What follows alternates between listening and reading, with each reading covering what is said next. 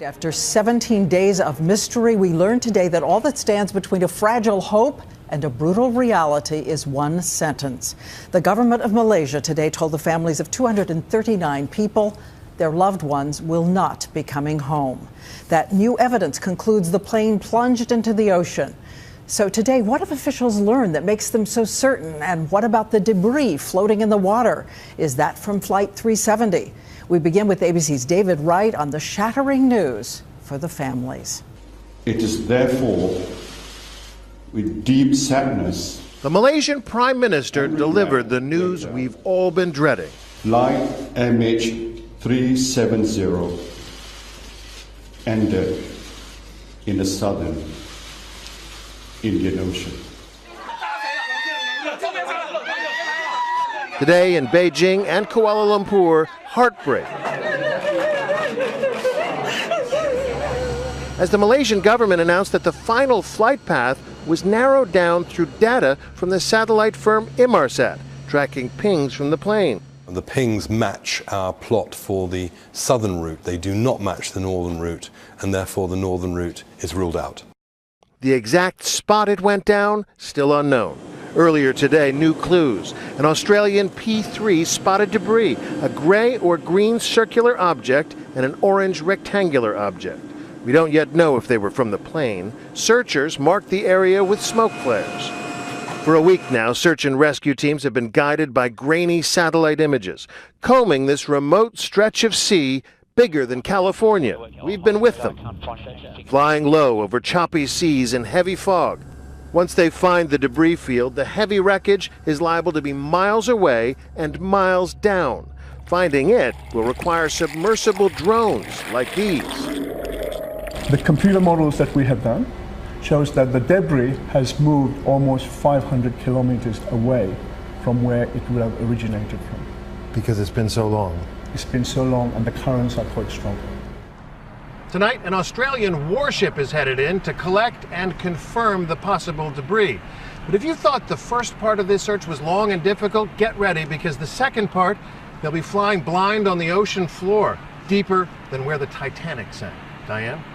All right, David, thank you. And ABC's Bob Woodruff has been on the ground since the beginning for us in Kuala Lumpur. And he's there with the families as they struggle with word tonight that they should give up hope. For the families of the 239 passengers and crew, the news was devastating. At this hotel in Beijing, where many families have been living, raw grief. Others brought out by stretcher. And there was also anger.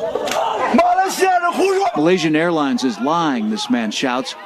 The families I have met kept to themselves today. Patrick Gomez is the chief steward on that plane, and 3 days ago, his wife Jackie, his 4 children, told me they have been burning this candle since the plane disappeared, so that he could find his way home, at least in spirit. If it's in the ocean, it's final, you know. He comes back in a different way, which is not what we want. I did talk to Jackie about an hour after that announcement. She was, as you can imagine, absolutely in tears, but she was surrounded by her family, her priest, and also a representative from the airline. And in that bowl, that candle was still lit. Diane? Thank you so much, Bob. And now I want to turn to retired Colonel Stephen Ganyard, our aviation consultant, and ABC's David Curley, who's been on the story from the beginning. And I'll start with you, David. How convinced are American investigators that these families should now give up hope? They are convinced that this aircraft is in the southern Indian Ocean. And what we learned today from the satellite companies, they took some additional data points, put them all together, the fuel, the glide pattern from Boeing. They had others check their data.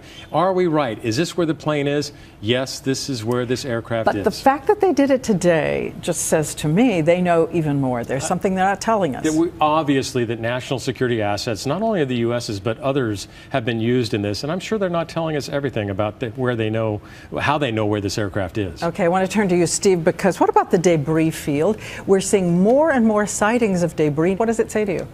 Well, Diane, we have to remember that looking at debris fields in the ocean is very difficult. When an airplane hits on land, it tends to create a pattern that investigators can look at. So although they're looking at small pieces, they also have the whole of the puzzle as well. But when it hits water, the wind and the currents and the tide disperse all that debris, so it's very difficult. We're looking at individual clues, and it makes it very difficult to deduce anything useful to why this airplane came down, which leads back why we need to get to the black boxes. The black boxes, and I was going to go back to David on that because you've got one here right now, and show us exactly where the ping is. This is the pinger right here that has the battery and sends up the signal, and it's a kind of a metronome sound. Let's listen to it. And this is what these submersible crafts will be listening for. But there's a chance this isn't working. And the only way then we find the black box is by using sonar to look for debris on the ocean floor and then send a sub down to pick it up. That's what happened in Air France. Still, the only hope for finding out what really happened is that sound at the bottom of the ocean right now. Getting to this box.